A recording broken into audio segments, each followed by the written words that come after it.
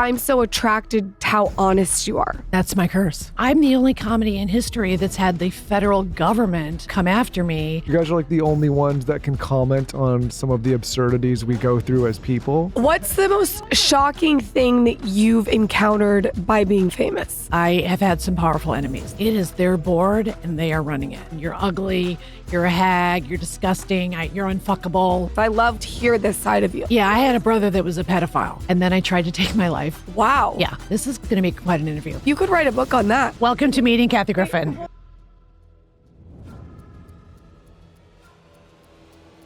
If anyone wants to come say hi, we will be in Austin, Texas at the Kathy Griffin Show on tour, watching her April 16th. And what's that date again? April 16th? April 16th. Tuesday night at the Paramount. I am so excited to interview you because I've read all your books. I'm a big fan. Oh my God, thank you so much. I think what I'm so attracted to you with is the fact how honest you are. That's my curse. Yeah, it's really honest. well, it's fun to read an autobiography that's actually honest. Yeah. It's weird. No, it's like I can't stand when celebrities say, you know what? I don't have any regrets. I wouldn't change a thing. Are you kidding? I'm filled with regrets. I would change at least half. What would At you least change? half. What would you change? Well, I'm getting divorced, so I probably wouldn't have married that guy. So there's one change.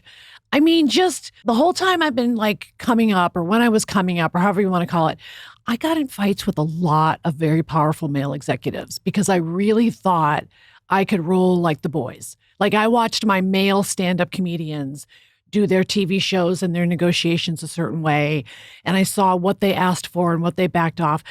And I really think I underestimated the misogyny in the industry. And to tell you the truth, it didn't really do me any favors. I mean, I don't know that it like made it better for the next girl, probably not even. But, you know, it's been tough. I mean, ever since my Trump photo scandal, there's a lot of people in my own industry that are kind of secret Trumpers or still think I'm toxic or still are afraid that their viewers or streamer subscribers or whatever will be scared of me. And so while I don't regret that photo, I still have to really deal with the fallout. Like the fallout is real, you know, and it kind of continues to this day in some ways. What does it look like? It looks like I have a Nazi march at my show in Huntington, New York. Nazis are protesting a Kathy Griffin show. Wow. Think of the insanity of where we are as a country. That, I mean, because I've had anti-gay protests at my shows for decades, and I'm kind of used to it. And my audience is a lot of gay guys and women. And frankly, they go take pictures with them, and it's almost funny. But Nazis marching outside a comedy show is just wild. But I know it's because of the Trump photo, because I wouldn't even be on their radar if it wasn't. And that photo was 6.5 years ago. Yeah, it's crazy when you think about how fast time goes and what people hang on to. Yeah. And so that photo gets recycled a lot. And, you know, it was turned into a meme very quickly. And it went to Iran and, you know, China and Russia within like 12 hours. And just the whole fact that I was like on the no-fly list because of it. And I was investigated by the Department of Justice, 2 agencies within the DOJ. And they were very seriously considering charging me with conspiracy to assassinate the president of the United States. Is it just because, I mean, the photo was... Shocking. Yeah. And by the way, anybody who hates the photo, I'm fine with that. It's me holding a Halloween mask that looks like a bloody Trump head. And also just as a feminist, I thought he was dangerous and people were not sort of realizing how dangerous he was. And there is a great history of comedians also kind of taking stances on things. And I'm not saying I'm in their class, but obviously, you know, George Carlin and Lenny Bruce, and they were hassled by local police in their day for their material and swearing or whatever. But I'm the only comedy in history that's had the federal government, you know, come after me, and it took away my ability to make a living. So I was in the middle of a 50-city tour, 25 shows in, and when you're on the no-fly list, you can't tour. And so all of the shows were canceled because the theaters had death threats and bomb threats. And if she's on stage, I'm going to do this to her on stage, and very graphic, et cetera. And it was just so blown out of proportion and so bizarre that, and I'm not anti-government. I'm not one of those at all. In fact, I think the FBI actually saved my life because they gave me so many warnings about what was a credible threat versus a non-credible threat. And so, but the magnitude of it to this day blows my mind. And so in MAGA world, they recycle the photo a lot. So they'll be like, Congresswoman Marjorie Taylor Greene or Lauren Boebert or somebody, and they'll send the picture out again, and they'll say Kathy Griffin should be in prison, and next thing you know, you got a Nazi rally. To play devil's advocate in some kind of way, I guess, like, what do you think the response would be if somebody on the other side did that with like a Biden mask? Do you think the people would? I don't know about that, because I think the question I've thought about is, I think it would be different if I were a guy comic. That's the one. I really think, just you can think of like the top 5 male comics. And I just don't think the reaction would have been that much. And also at the time, I wasn't with an agency. I didn't have a publicist. So I didn't have any institutional support. I didn't have a TV show on the air at the time. So it wasn't like I had an opportunity to go and remind people, like, I'm a comic, I make people laugh. In my news show, I don't even mention Trump. He just doesn't happen to come up. And typically, I wasn't really a political comedian. I was more of a pop culture person. And so it's weird that I was thrown into this era, or not era, but thrown into this narrative of being such a libtard, if you will, commie lightning rod. And I just never could have predicted it would have lasted so long. And I didn't think the actual president would get involved. That's never happened. And the actual attorney general, and that my career would be absolutely stopped. I mean, my whole life I've done commercials and tours and TV shows and have Emmys and a Grammy for Best Comedy Album, and none of that meant anything. And so I talk about it now because, it still is mind-blowing that people remember it and they have such a visceral reaction. But I just want to be clear, I'm still a big First Amendment warrior, and I don't like it, but the Nazis do have the right to march across the street for my show, and people have every right to hate that photo, and I couldn't care less. And trust me, many of them have confronted me on the streets many times. And so it's just a weird thing as a comic. And look, I'm 63.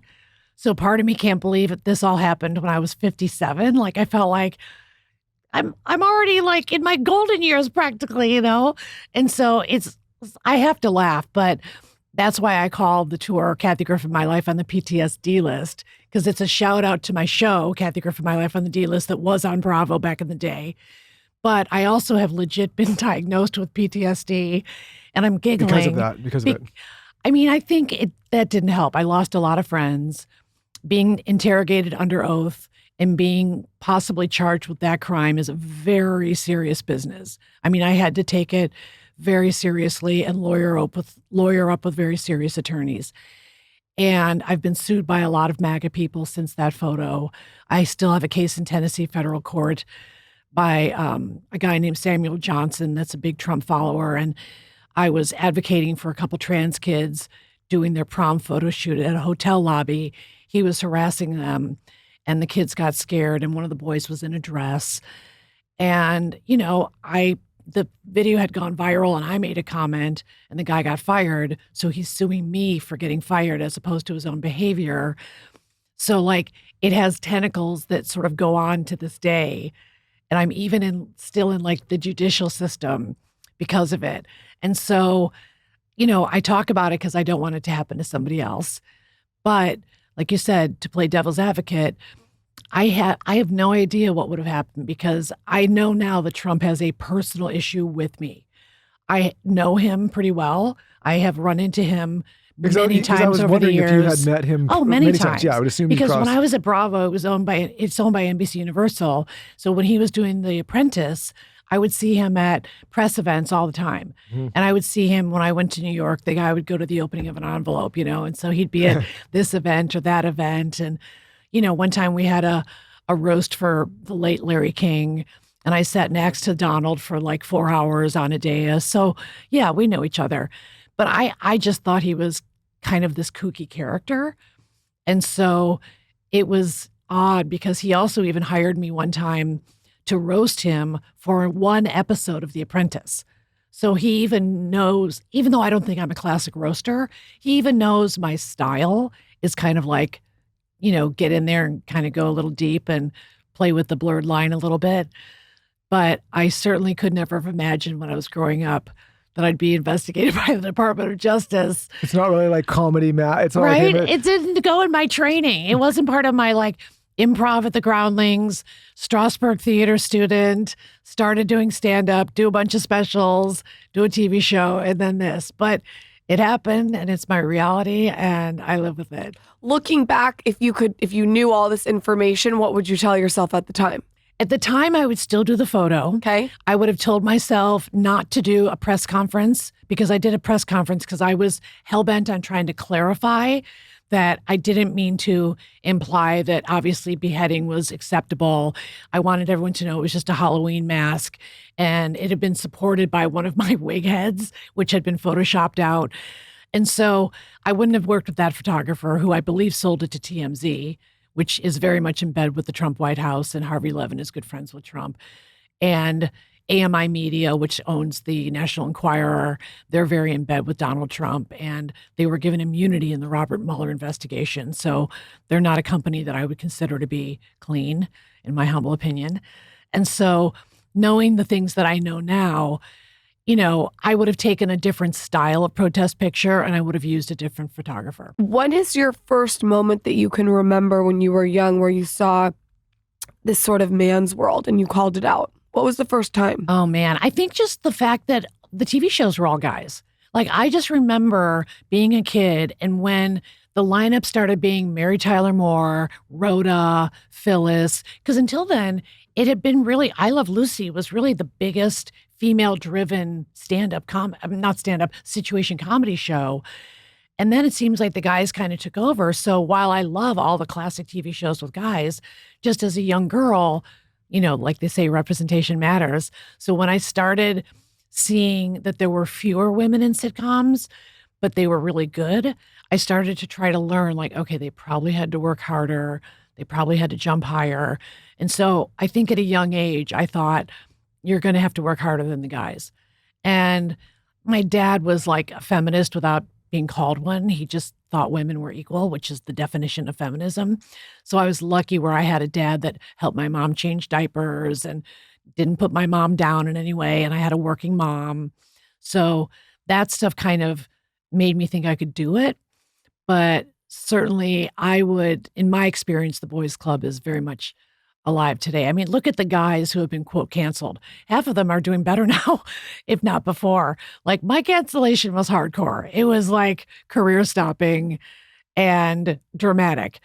And, a lot of these guys are like sexually assaulting women, and they have a bad 6 months or something, So that's something that is just, I know I'm not being the most funny right now, but I'm just saying that's just that's my why I wanted to interview observation. you. I want to see the other side of you. Because like I said, I have read your books. I love to hear this side of you. Oh, thanks. When is the first moment that you broke into comedy when you were young? Do you remember like performing for your parents? Was there like an epiphany that you had? Was there a job? It was all of that. First of all, I used to do the Kathy Griffin show when I was a little kid, which I'm sure was very good. Although I stole the theme song from The Tonight Show, which is a copyright infringement. So I apologize for that. And I would just stand there in front of the dinner table while my mom made hamburger helper, which is a dish predicated on the notion that hamburger needs help with a packet of powder. And so that was our meal. And just do whatever, songs or dances or skits from movies or something. And then in high school, I was in the drama club. And I was lucky enough to go to a really large high school, Oak Park River Forest in Illinois. And I think they have 5,000 kids there.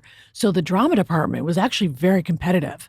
So like the guy who does the voice of Homer Simpson, Danny Castellaneta, he was in my class. Oh, cool. And so it was like at a high school age, it was almost professional level with auditioning. Because the amount of people. And there was actual real talent in my high school. So finally getting to be in the plays. And then I knew I had to move to either California or New York to make a living. How much harder did you have to work with all these male comedians? I mean... And at that time, who were like the main, stand-up male contemporaries? Like who were the people you came up with? I mean, I came up with like David Spade, Ray Romano, Chris Rock. Like those are the ones where we were all doing like the clubs at the same time. Like same level. And we all started doing theaters at the same time. And are there any other women besides you? I would say the women are like Sarah Silverman, Wanda Sykes. Joan there? Joan Rivers for sure, but she was one generation above, but she was my dear friend and mentor. So I really was close with Joan. Oh, And we would have the best lunches and dinners that you can imagine. And we would just talk smack about everybody and everything. And I learned so much from her. And a big thing I learned from her was if you think it's funny, don't give a fuck and do it. yeah. And that's the best advice I've ever gotten, which is if you want to be funny and be in this business, do what you think is funny, not what's trendy at the moment or what other people are talking about.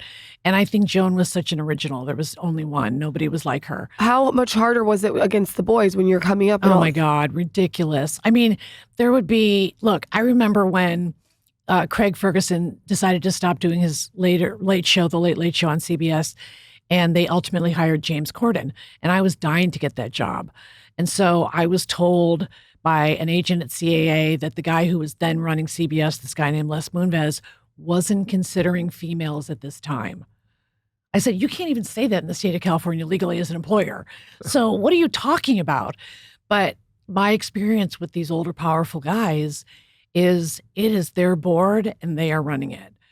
And, you know, I have had some powerful enemies. So I'm biting and scratching my way back. I'm totally back on the D list where I belong. I am, back on tour. Like I said, hustling my butt off, doing 40 cities on this leg of the tour. Then I'll have the summer off, and then I'm going to do the larger cities in the fall. But I get to go back in October to play Carnegie Hall. Wow. Which I've played 5 times by myself, which I'm very proud of. And I'll actually be breaking the record because Joan Rivers and I were tied. We had both played Carnegie by ourselves 5 times. And so I'll have played it as a singular female comic more than any female comic. And so I know that's silly to brag like that, but I like watching these markers because I watched them. Like when Joan Rivers was the only woman in late night talk for so long, I kept thinking okay, there's going to be another one coming. And then it hasn't been since Joan that there's been a woman in nightly network late night. It's still, Chelsea Handler was on cable, which is great. And her show was great, but not CBS, NBC, ABC. It's important to me that the supplements I take are of the highest quality. And that's why for the last 8 years, I've been drinking AG1. Unlike many supplement brands, AG1 is constantly searching for how to do things better. At 52 iterations of their formula and counting, their team is always trying to find better ways to source, test, and aim to find the best quality ingredients available. And quality for AG1 isn't just a buzzword, it's a commitment backed by expert-led scientific research, high-quality ingredients, industry-leading manufacturing, and rigorous testing. At each step of the process, AG1 goes above and beyond industry standards. I know I can trust what's in every scoop of AG1 because AG1 is NSF certified for sport, one of the most rigorous independent quality and safety certification programs in the supplement industry. Taking care of my health shouldn't be complicated, and AG1 simplifies this by covering my nutritional bases and setting myself up for success in just 60 seconds. I love AG1 because AG1's ingredients are heavily researched for efficacy and quality, and I love that every scoop also includes prebiotics, probiotics, and digestive enzymes for gut support. And of course, we have an incredible offer for you so that you can try it for yourself. So if you want to replace your multivitamin and more, start with AG1. Try AG1 and get a free 1-year supply of vitamin D3 and K2 and 5 free AG1 travel packs with your first subscription at drinkag1.com/skinny. That's drinkag1.com/skinny. Check it out. The first thing my kids ask me for when they open their eyes is a vitamin.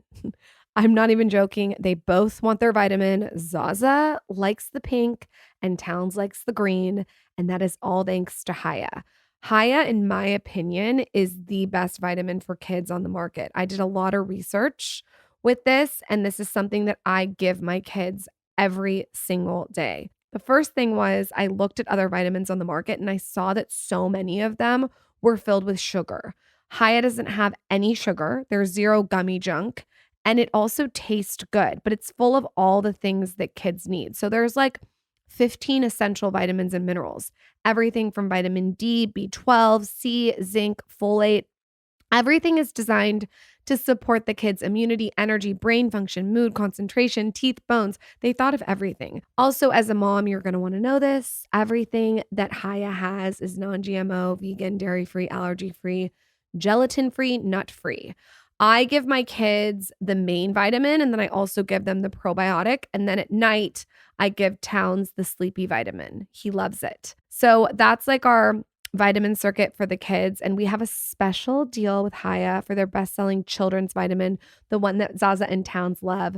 You can receive 50% off your first order. To claim this deal, you must go to hayahealth.com/skinny. You should know this deal is not available on their regular website. So go to HIYAHEALTH.com/skinny and get your kids the full body nourishment they need to grow into healthy adults.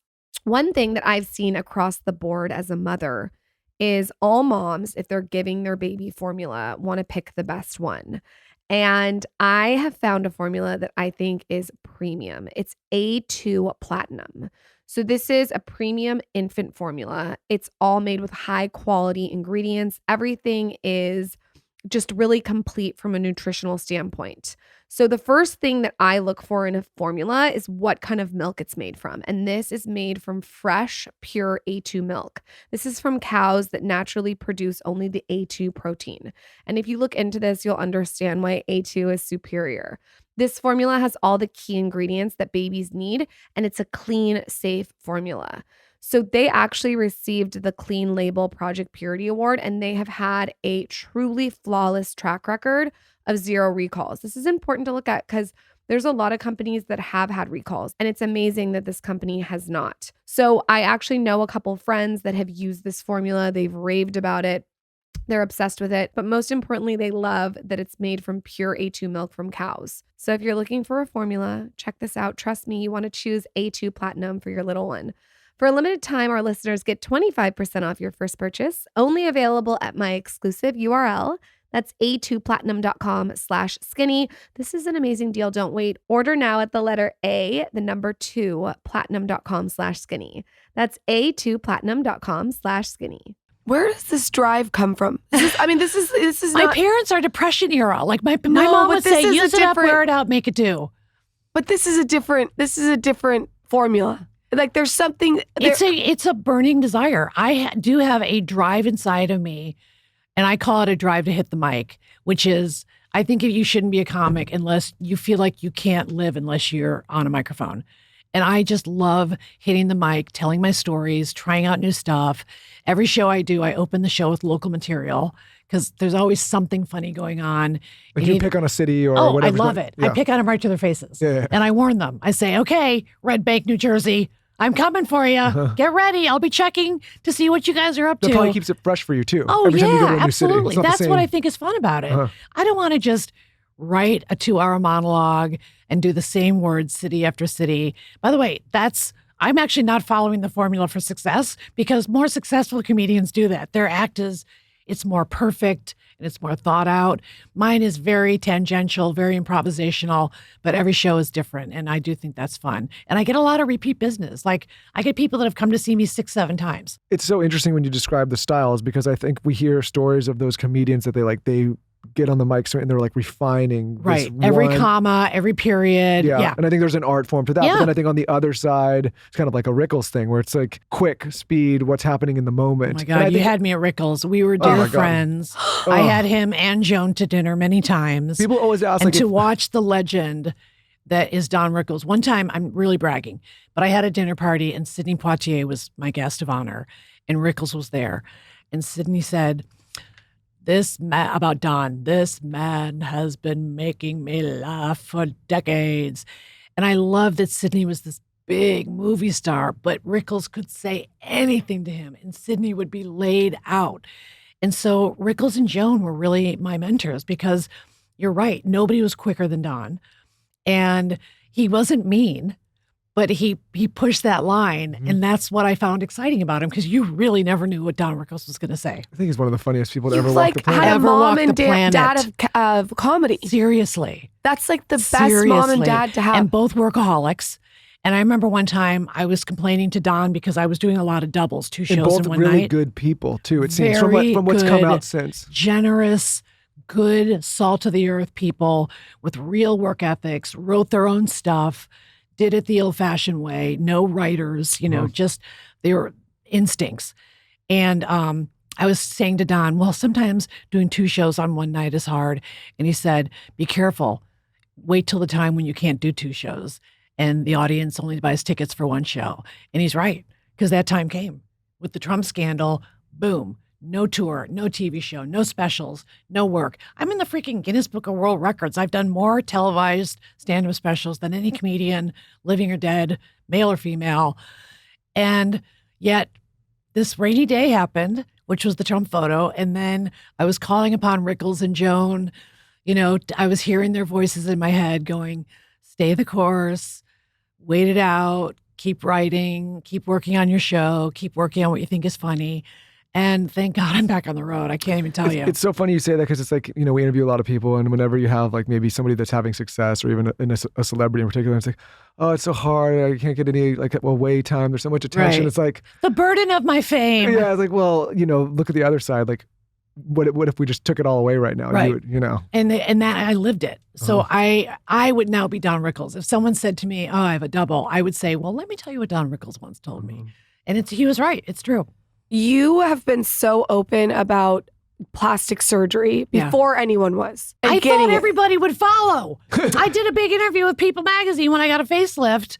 And I thought, okay, the stigma's going to be gone. No, the No cheese one is stands following. alone. Yeah, No, the cheese stands alone. the cheese stands alone. You've been so open about plastic surgery, Yeah. and reading about your experience, to me, it sounded like you thought it was going to make everything better. I thought that I was going to turn into Jennifer Aniston and I would be the new friend. I thought they would add a 7th friend named Kathy Griffin. But because I did you think it was somehow good? thought, because I've had so many, in this industry, when you're a woman, they come for your looks. So I had so many guys saying, you're ugly, you're a hag, you're disgusting, you're unfuckable, blah, blah, blah. Oh. And so, you know, after a while, you kind of internalize a little bit. Sure. And by the way, I think I was only 36 when I had that facelift. Like, it's crazy that I think about at 63 that I'm like, why did I have a facelift at 36?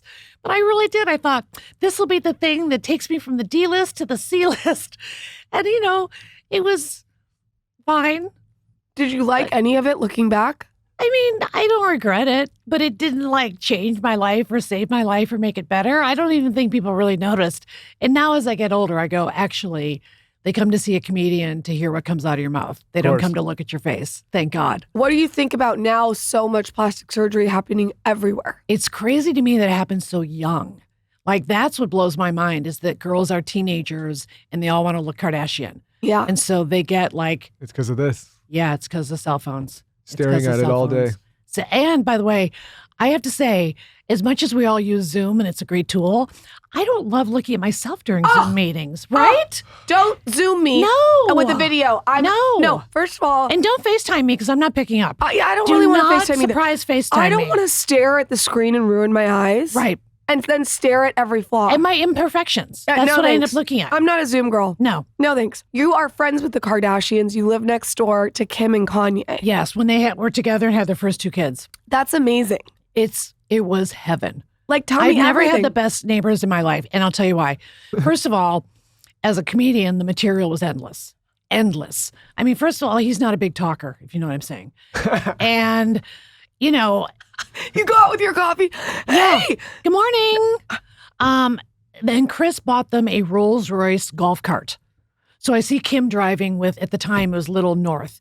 And I just stopped her. I said, hold on. Just stop right there.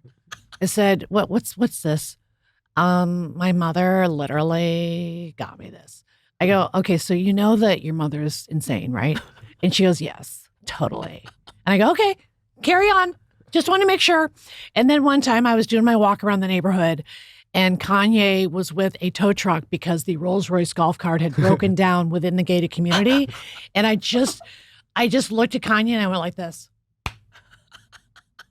I gave him the slow clap, like at the end of a movie where like the little guy gets a touchdown. Slow clap from the coach. What was his reaction? He just looked at me like I was crazy, as usual. They were good neighbors, though. They were really good. Like, Kim and I would text each other. If like she was having a party, she'd say, let me know if it's too loud or vice versa. And she would come over sometimes and shoot the breeze. And I'd go over there every so often and shoot the shit. Did you ever eat a salad with her? I didn't do the salad shake, Ooh. but I will say I never saw her eat. I can't prove she eats. I can't really prove it. You Is that why should they have been nosy, like over I the know. Is that why they were filming yesterday when I was shaking the salad? Is Yeah. that that's an Yeah. oh It's like a 'cause they, signature shake. oh, I didn't get There must be some place in Calabasas that has been doing their salads because they get them and then they, in the plastic container, they shake them and they eat them out of the container. And now it's known as the Kardashian shake. I've had the salad. It's called Health it? Nut. Okay, wait. Yes, it is called Health Nut. So what is special about it? It's Honestly, a really nothing. great salad, but it It's very comes in good. the perfect shaker. Okay. And then also you can get a green iced tea that's like the best green iced tea on the side. Better than the Hailey Bieber Air One Different. smoothie? Different. Okay. Different. I don't want And- problems. I don't want trouble. And you should have watched her shake the salad. I would have been like over the fence. I mean, she is the professional. Yeah. They turned that into an art form. They really have. I was on my way to a show last weekend and I was wearing kind of like a see-through black shirt for the show. And then I wore like a bodysuit underneath. And it was one of those ones made by Chloe, Good American. They're good. And the butt floss was going up my butt. And so I texted her and I said, haven't you people done enough to me? Haven't I been through enough? And she wrote back, since when don't you like something up your asshole? And that's why we're friends, because they can take a joke and I they think let that's me make what's so fun great. of They're them. self-deprecating. They seem like they're in on the Yes. joke. They're in on the joke and they figured it out and they're just counting their money. They are maybe they're printing it. They might be printing their own money Maybe at this both. point. I'd buy it. You are crushing it on TikTok. Oh, thank you. I worked so hard on my TikTok. Thank you. I love it. I have fun doing it. You're so honest. Oh. It's just like really weird to encounter someone who is so brutally honest. It's crazy. Did you see the one I made about Kanye's new wife? No, I didn't Okay. see that one. What'd you say? We saw them the other day when we were running around. It was a Wait. bit of a scene. What? Here in America? Yeah. Okay, what was she wearing? Not Nothing. much. Well, like the pantyhose? Yeah. Oh, like the thong. It was kind of strange too because we were Did up. you see nipple? We were up at the hotel. Did you look at another girl's nipple? Yeah. Well, I mean, this thing was taking up a lot of space, right? That's it was. true. It was. So you looked. I mean, it was kind That's of getting like cheaty. I had to kind of like maybe only look down to not look. But it That's was what you should have crazy because done. This was like a family. Like there was like kids and families, and they were just charging around the hotel like a spectacle. And I was like, But well, were there that's paparazzi following? No, it was in Santa Barbara. So maybe So it was their crew. it was How in the many Rosewood in people? Montecito. How I many mean, people were in their probably like posse? 10. There was probably like but it was kind of crazy because they were just like running around all over the place, and there was no rhyme or reason. Yeah. It was just like, okay, this is a bit Or of a just like spectacle. random people taking pictures? No, because I think in that area, people in Montecito, They're a everyone's little like, snooty. Yeah, they're they're like, little- we have Harry and Meghan here. yeah, they're like, we do not. Right. We don't care. lower ourselves. Yeah, It's I almost would like have taken a exactly. picture. They go out of the way. You probably have pictures from when you're neighbors with them. You don't even need a picture. I was like, achoo, click. you Yeah. know? Achoo. Oops. I will tell you, one time Kanye went in the backyard and just was yelling, like, ah. And that was really fun. wow. Yeah. You could write a book on that. I know. I could just write a book called When Kanye and Kim Were My Neighbors. Sure, they'd love that. They would adore it, especially Kanye, because he's so centered. And, like they would film there sometimes, not a lot though. But this was the Bel Air house where I guess they had it fully decorated. And then I guess Kanye walked in, took a look at it after 2 years and said, change everything. So they ended up living there longer than they thought they would.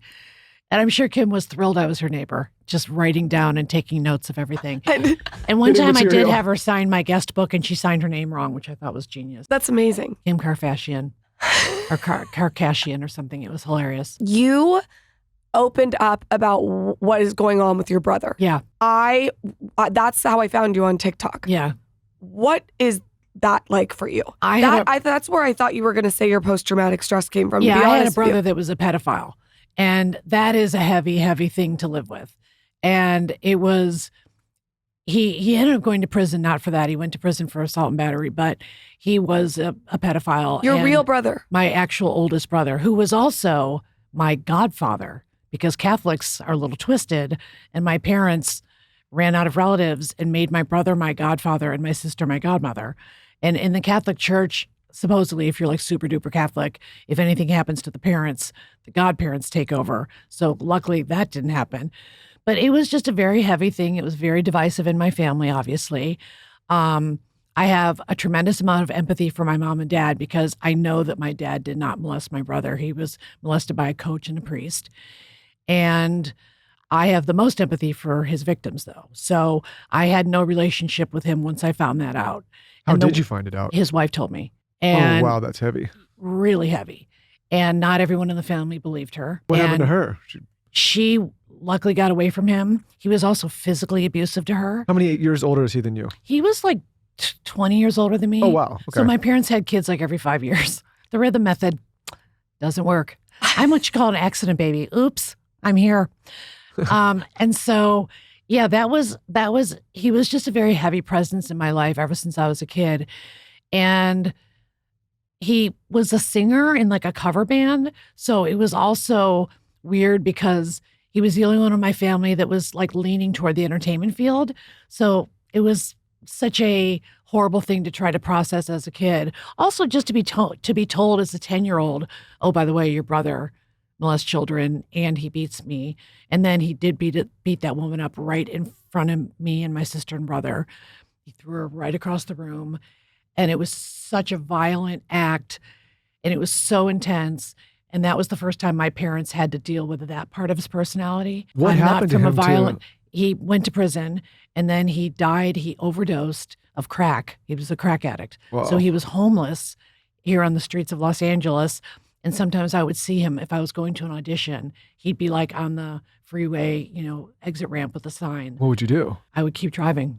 I don't support pedophiles. That is the craziest thing Yeah, I I've know. ever heard. What because made him like? I mean, there's an I event. think the coach and the priest molesting him is probably what made him like that. And as far as being an addict, I don't know. I'm in recovery for a pill addiction myself. And so I had a pill, I'm going to call it a pill phase because I'm in recovery now. But, once an addict, always an addict. And I go to my AA meetings. And ironically, I've still never had a drink to this day. Ever. Wow. And so I think. Wait, you've never had a sip of alcohol in your life? In my life. And I think that when I started abusing pills, I didn't think I could be an addict because I'd never had a drink. And the rest of my family drinks. And so I thought, oh, I missed that one. I dodged that bullet. So that is also part of my PTSD. And then I tried to take my life. Oh, yeah, this is going to be quite an interview. 3.5 years ago, and I went on a 5150 cycle for 3 days at Cedars-Sinai, like You know Britney why Spears. this is going to be quite an interview, which is a bit challenging, is half the things you say I want to laugh hysterically, and the other things I want to crawl up into a ball. Right? Right. And Welcome to meeting Kathy wait, Griffin. hold on. That's what it's like to be my friend. I have to understand the timeline. When All right, you Trump scandal, at home, not working, started taking prescription pills because I had a bunch laying around because when you're older, they just give you pills. And I just never threw them out. I don't know. Then I decide my life is over. I've had a good run. I try to take my life. I take like 100 benzos, which are downers. I live. I wake up. There's blood in the bed. I don't know what's happened to me. I've got bruises and lacerations. I fell down the stairs. And then I finally called a doctor and said, I tried to take my life, blah, blah, blah. And then he said, well, come to the ER. We'll check you for any broken bones or anything. And what that really meant is when you tell a hospital what you've done, they legally have to put you on a 72-hour hold, which is fine. And I needed it. And then luckily, the doctor there got me really good reps from Alcoholics Anonymous, which I'm a fan of because it's free and they don't have like 1 liter. So it's not like culty. So I've been in recovery now for 3.5 years.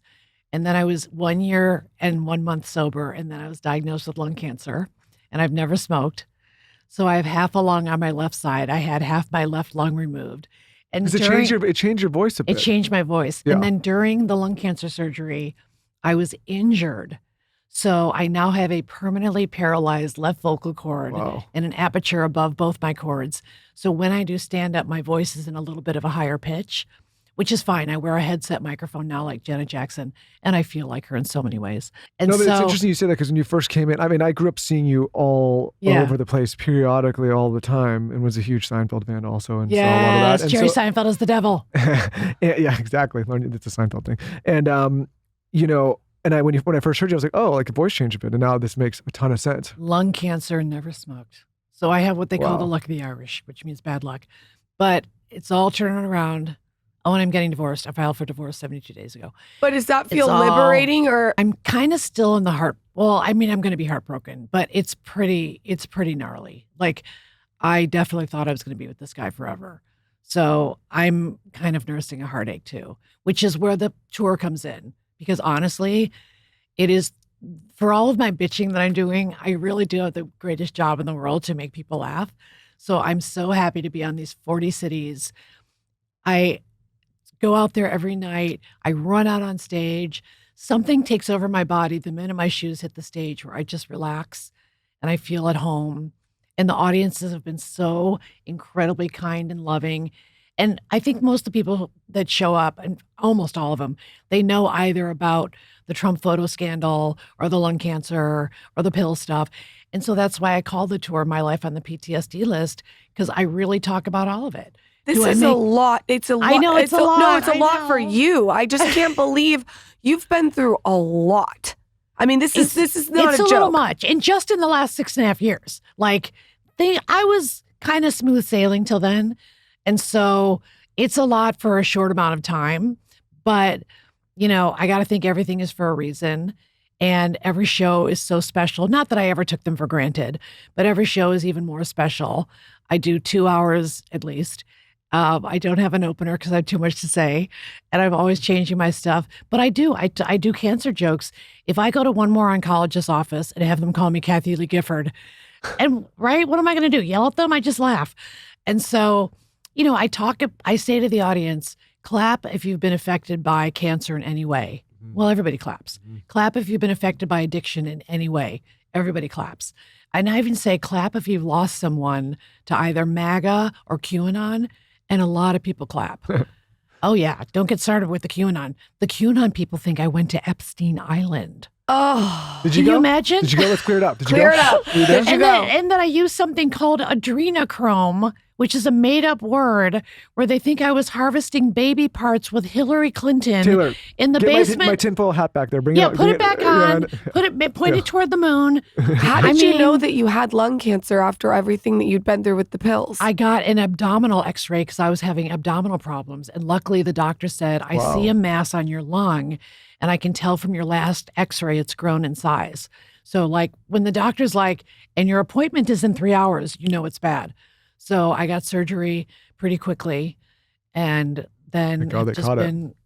been back since. But the voice stuff is hard for me to get adjusted to because I'm self-conscious about it. No, But don't. I shouldn't because the audiences don't really care. They're No, like, just, I don't think you should. I don't think you should. but Be when my self-conscious about adrenaline it. goes, when I do stand-up, it goes up a Really. little. Do you remember? I mean, you've done so much. What was like the first thing you recognized? Like, okay, I got a break here because comedy's so hard. You know to what? break When I was on a TV show, because I did like everybody's student film for free, everybody's, play for free. But when I was on The Fresh Prince of Bel-Air, finally I was on a That's show so where I could cool. tell my relatives, like, I'm on the show. You've heard of it. It's on NBC. It's with this guy, Will Smith, who's the rapper Fresh Prince.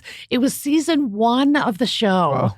episode 5 of the entire series. That's so cool. Isn't that wild? That's iconic. And getting on a Seinfeld was amazing because I had done my first HBO comedy special and I made fun of Jerry. Had you met him in the comedy circuit I before? never met him until I was on the show. Oh, that's interesting. And he was such a dick that I then went and told a story about him in my special.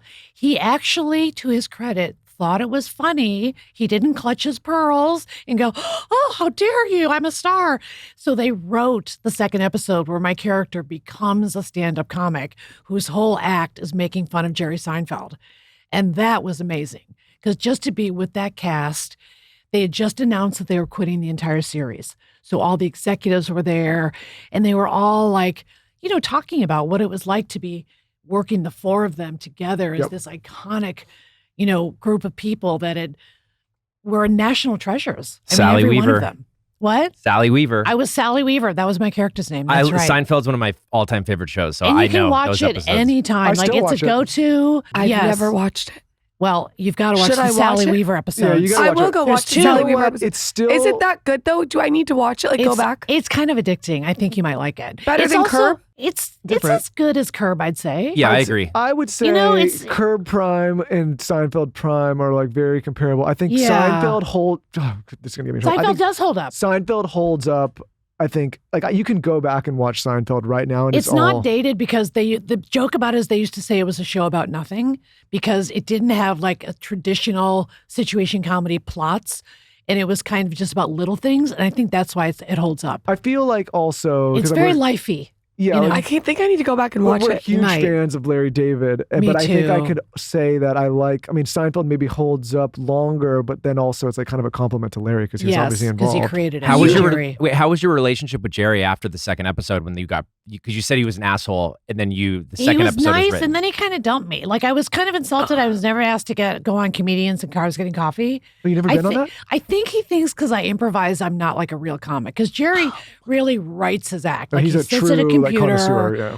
and he, like I said, the commas are in place. He and takes the it very period- seriously. Yes, and I think he thinks like, oh, she just kind of like makes stuff up, which I kind of do. I improvise a lot, but but he's still an American treasure, and he's one of our greats, and always will be. I've got one more question about an early show. Oh, This is a What? favorite of mine. So this is you had an episode on the X-Files where you had the Yes. doppelganger. Yes, It's one of my other favorite shows, X-Files. So I got great. to play my own twin. I got to play two Kathy Griffins on the X-Files. That's cool. And it was so big at that time. They were terrified of even the locations being found up. The fans were so rabid that like we shot like some of the stuff in downtown LA, some of the stuff in like out on the west side.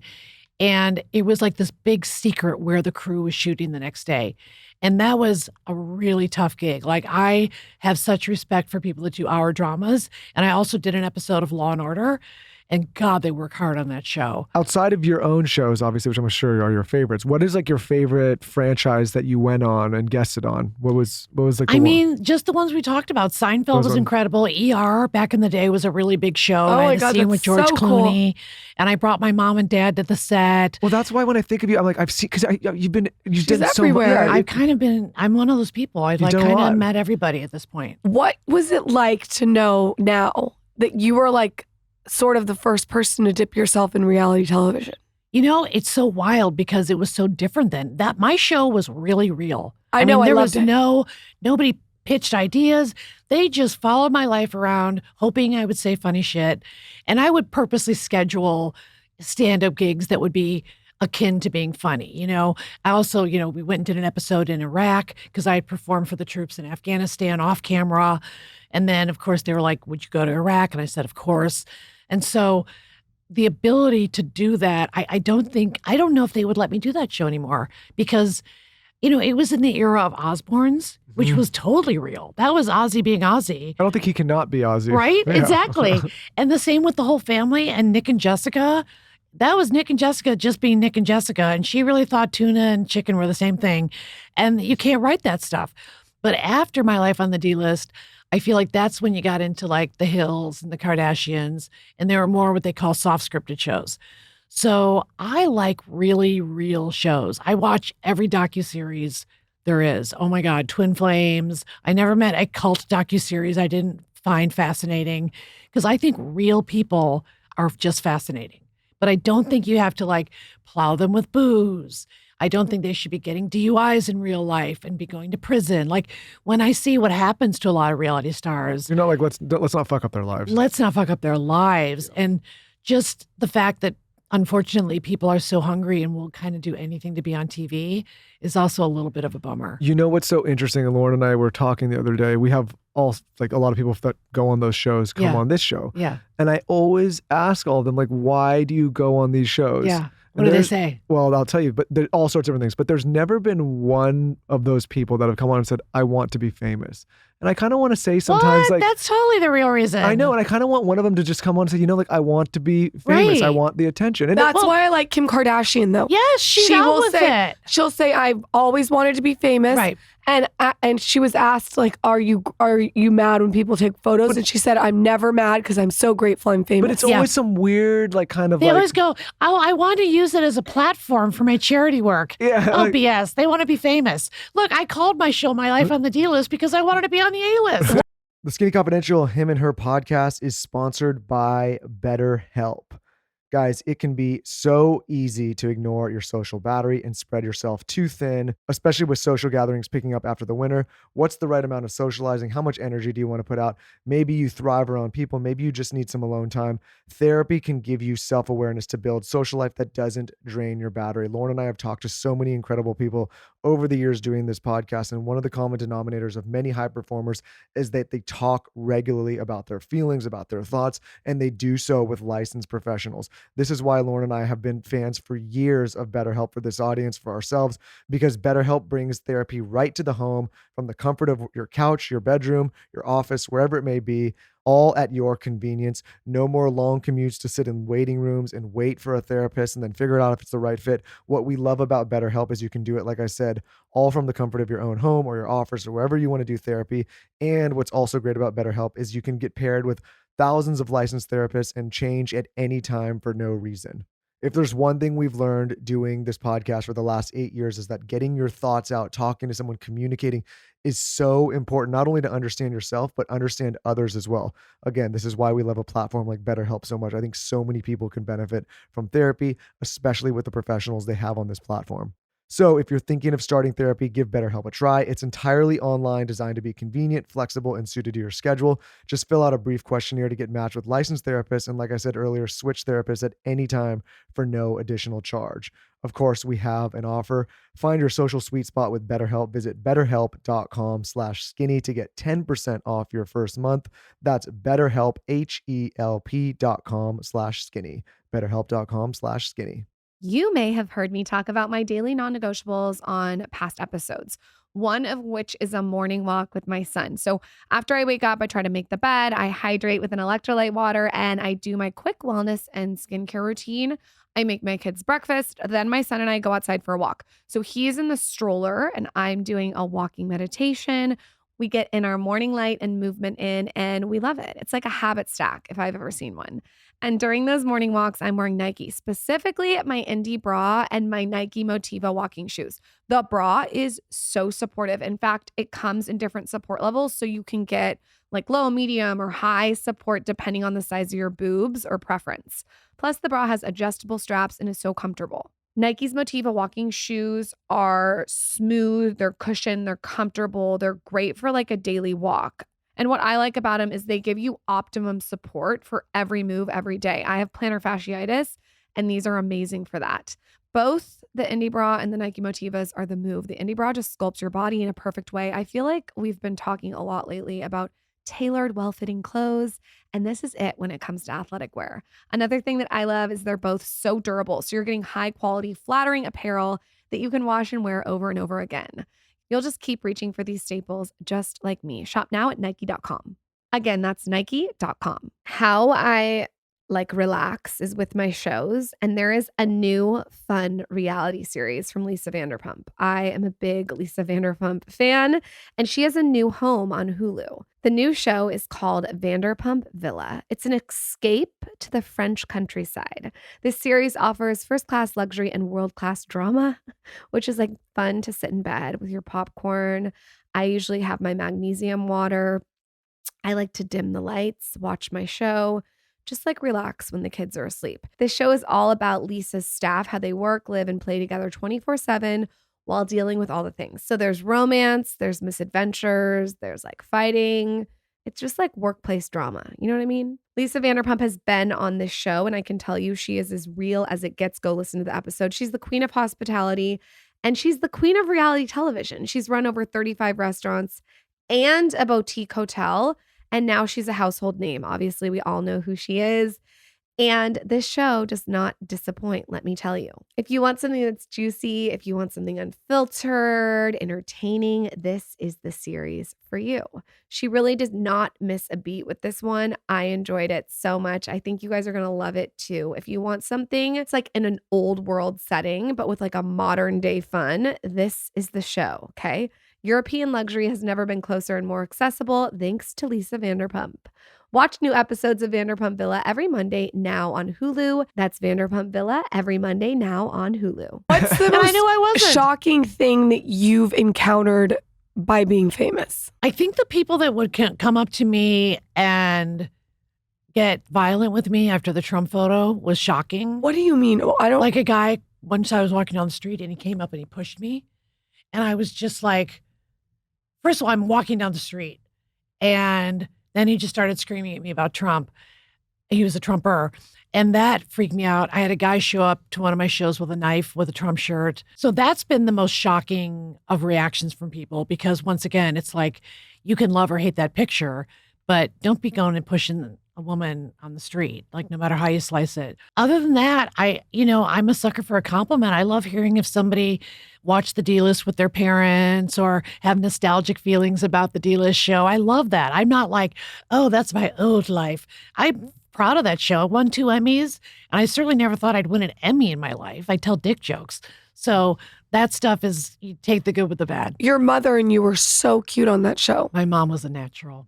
Yes, she was. She kind of was a ham. You could not script my parents because my dad was just like comedian level funny, and he could be funny on cue. And my mom didn't know why she was funny. And they were drunk the whole time. They were drinking their box of wine. And, after a while, if you're older and you're not driving anymore, then I say have at it. I had no problem with it. And so they really were real. And I was really flattered when Bravo said after season 1, the network wants more of your parents. They're so funny.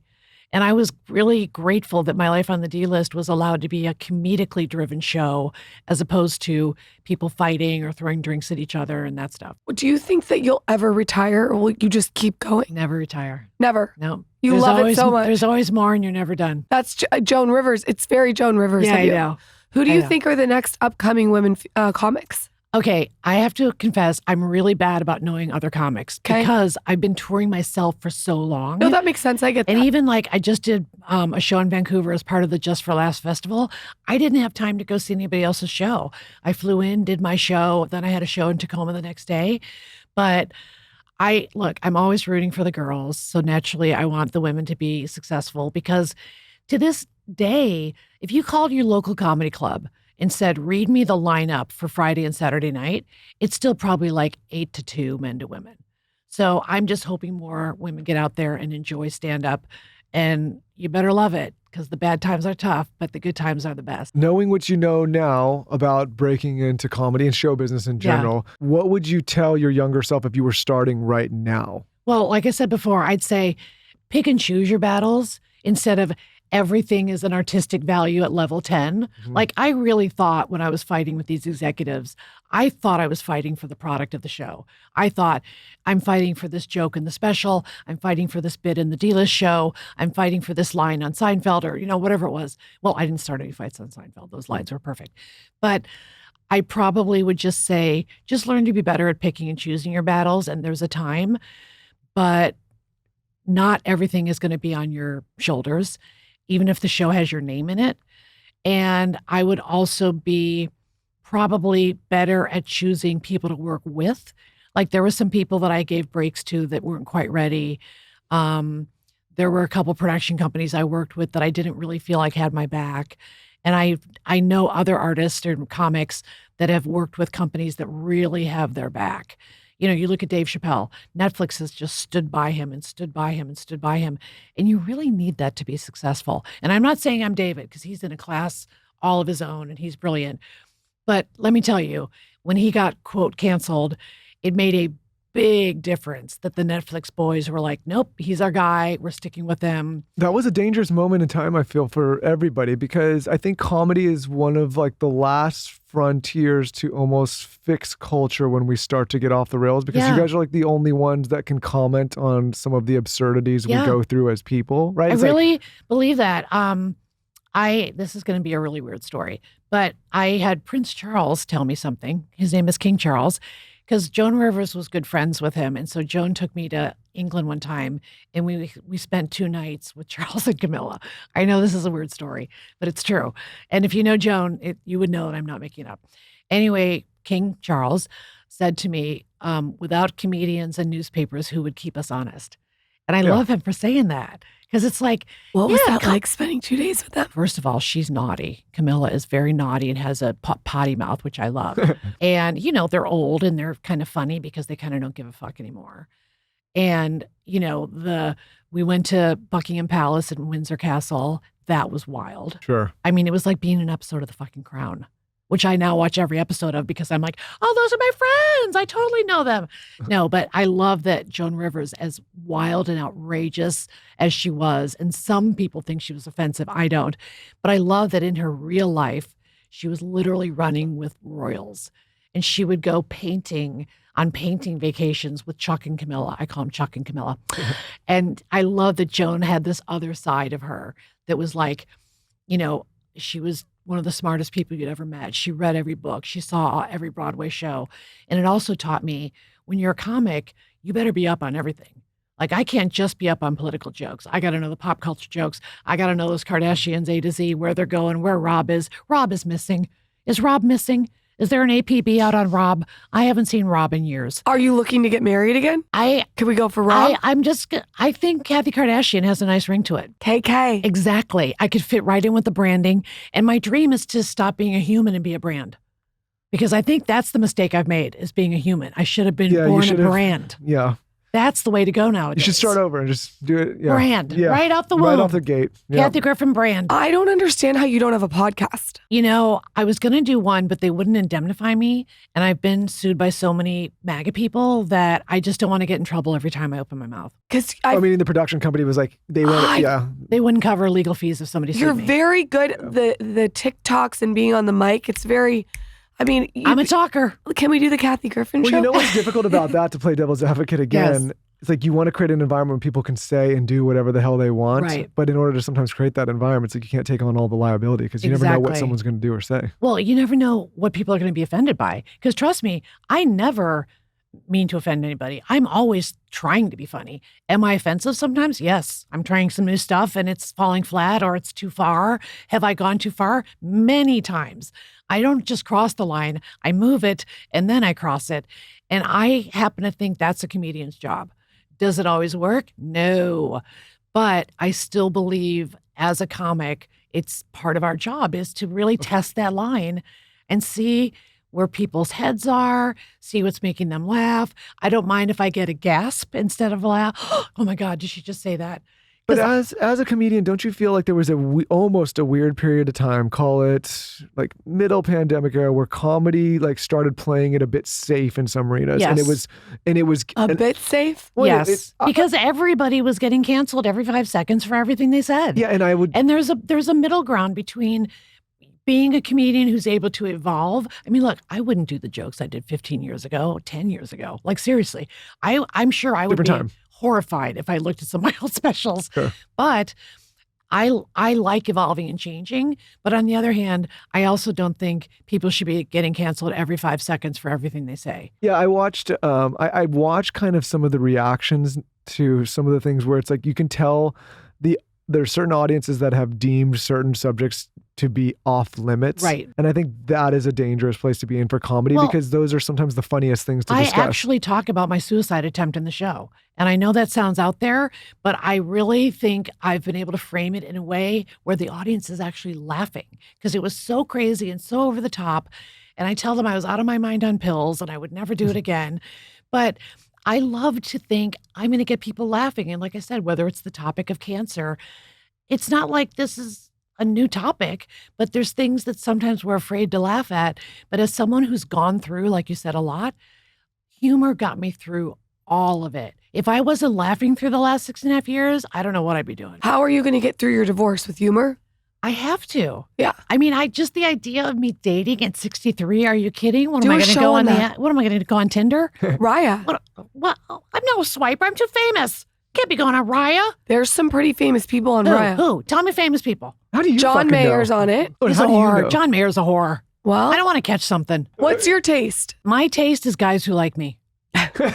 It's a low, low bar. No, what's your real taste? Just honestly, I like a nice guy who can be comfortable with the fact that I am in the spotlight. Dominant. And that's the hardest part is honestly Good. We've got 6 guys that can handle it. fantastic. Yeah. I find that the gender politics is still a real thing. And one of the things I like about Taylor Swift is never in the history of pop music have you seen a female star with literally the football player like cheering her on in the front row with his dad, like fist bumping. I mean, you talk about the greats like Cher or Stevie Nicks or Dolly Parton. They never had that. You never saw Dolly's husband like front row at her shows. He's like missing, and then Cher's boyfriends would always be called Mr. Cher. And so I hope things are changing for the better. But in my experience, I have found that most guys have a issue with me having some money, which I've earned some money over the years, and me kind of being in the spotlight. And I'm a ballsy chick, I'm an acquired taste. You need someone that lets you shine and doesn't want to dull that to make himself feel better. Someone who's quietly confident. Right. That's what I like. That's quiet confidence. The quiet confidence is so hot. Agree. Yeah, Agree. It's hard to find. I know, but that's kind of my type. Like if you were going to say like quiet and confident and secure. I'm going to be looking. And not threatened by your career. Yeah, because look, I am on the road a lot and I come home in between shows, so I'm never gone for that long, and come with me sometimes. It's fun, and we'll see who's game. I'm going to put it out there that the next time you come on this podcast, you're going to find a quietly confident guy who's comfortable in himself that can last longer than 3 minutes. Sorry, Taylor. Kathy, where can we go watch you on tour? Where can we get a ticket? Tell us all the things where we can follow you, TikTok, everything. Oh, please follow me on TikTok. Please go to kathygriffin.com for tickets. I am coming to a town near you. 40 cities on this leg. Wow. And then I'll be doing more cities in the fall. So check me out and come with an open heart and an open mind. Can I ask one request? Yes. Can you write another book? Because there's a lot of stuff that I feel like we talked about that needs to be a book. Yes. So I haven't had any offers, but that's something that I would like to do because, like I said, the Trump thing alone with the DOJ investigation, it has so many layers. And I would love to write about that stuff in a way that is relatable to folks and hopefully makes them giggle too. So I wouldn't write a serious book. I would make it half funny. Why don't you self-publish? David Goggins self-published his book. I might, but I made a movie called Kathy Griffin, A Hell of a Story, and it cost me about $1 million, and then nobody distributed it. So it's actually on Amazon. You can see it for free, and I'm very proud of it. It got really good reviews, but people were kind of still afraid of me.